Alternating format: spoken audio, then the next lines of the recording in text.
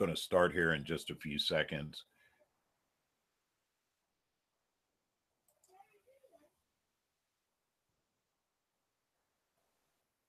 I will warn everybody up front. My children are home, so it might get a little loud. And I'm having internet connections because of the weather we're having right now. So we'll see how things go. But for right now, everything seems to be okay. So without further ado,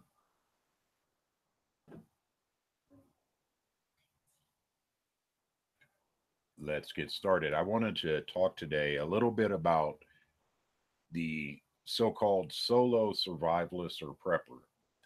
And that would be the individual who has decided that they're prepping and setting things up for their families and themselves, but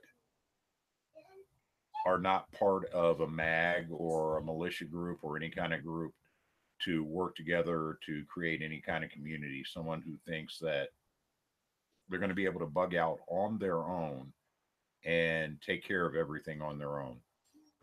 And I believe that that is filled with many difficulties and many problems. Which picture is that, Minuteman? Oh, my thumbnail.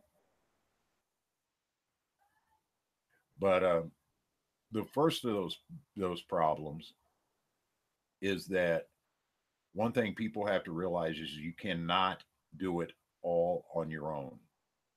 You cannot patrol your property. You cannot grow your food.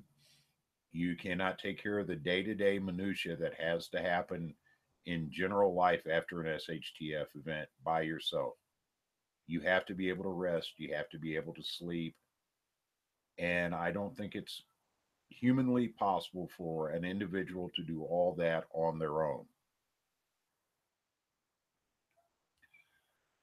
I believe that there are just too many things that can happen, too many random events that would cause that kind of a situation to fail very quickly. Um, Number one, just dealing with security would be almost impossible. Even if you have a very small plot of land or you're in an urban situation, just protecting your family and your property would be almost impossible on your own. I was watching a video yesterday, and the gentleman was talking about being cold hearted and if people came to his property not trying to help them and sending them on their way. And the issue I see with that is not that I have an issue of taking care of your family first at all. I don't have any issue with that whatsoever. What I see as a problem is how do you protect yourself as a solo survivalist in those situations? It puts you in a catch 22 that you would ultimately be the loser in. If you give people food, then they go away. But who's to say they don't tell everybody they ran into, hey, if you go down there, this guy gave me food, he'll give you food. And then they come back with a larger group. And if you don't give them food, then if they get angry and they see another group of people, they go, I know that guy has stuff, but he won't share any. We should all go together as a group and take it. So you have that horrible catch 22 that you're going to lose out of in any situation. And even looking at injuries, a person, you're working on your garden and you slice your foot or your hand or something, the possibility of infection and disease, you have nobody to fall back on. You have nobody to help you in that situation. And you are on your own, and it just doesn't seem humanly possible to me, again, to be able to deal with that type of situation. This is why I talk a lot on my videos and in the channel itself about working together, creating a mag group. Hey Danny, how you doing, bro? Good to see you. Let you know I'm having sporadic internet problems, so if I cut off, I will be back. I'm just having a lot of trouble. But back to what I was talking about. I think working now, why things are relatively good, to get to know your neighbors, to broach the subject of, hey, if something happened, we could work together and, take care of our families together for these reasons.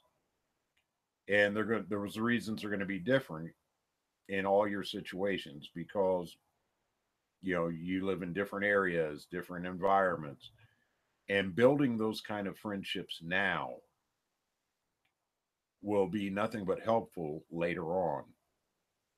Um, yeah, there's going to be issues that come up, but it's better to try to deal with those issues now than after the event. There's going to be differences in opinion, differences in ideas. Guy, Pastor Joe Fox, Viking Preparedness, he talks about starting MAG groups, mutual assistance groups, and you sit down with the principal people in it and you create a paper. This is what we're going to do. This is what we're going to be responsible for, and this is how it's going to work.